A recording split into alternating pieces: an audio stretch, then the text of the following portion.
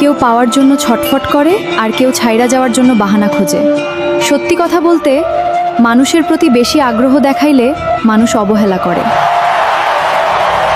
সময় খারাপ, একদিন তো ভালো সময় আসবে। আমাকে আর কতদিন কাঁদাবে?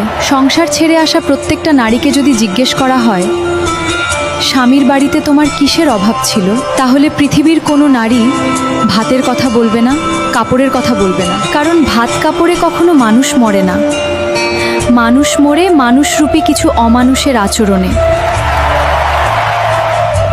কেউ একজন এমন করে লিখেছিল, আমি সারা জীবন ওই পরিবারে বন্দী হয়ে থেকে যেতে চেয়েছিলাম, কিন্তু পারিনি তার আচরণ, ব্যবহার আর মুখের ভাষায়। তাহলে এভাবেই কি শত শত সংসার ভেঙে যায়? কেউ পাওয়ার জন্য ছটফট করে আর কেউ ছাইড়া যাওয়ার জন্য বাহানা খোঁজে। সত্যি কথা বলতে, মানুষের প্রতি বেশি আগ্রহ দেখাইলে মানুষ অবহেলা করে।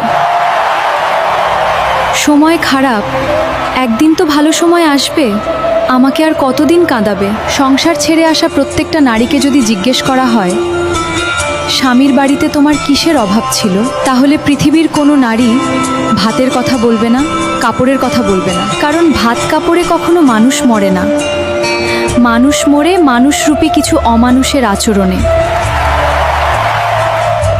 কেউ একজন এমন করে লিখেছিল, আমি সারা জীবন ওই পরিবারে বন্দী হয়ে থেকে যেতে চেয়েছিলাম, কিন্তু পারিনি তার আচরণ, ব্যবহার আর মুখের ভাষায়। তাহলে এভাবেই কি শত শত সংসার ভেঙে যায়?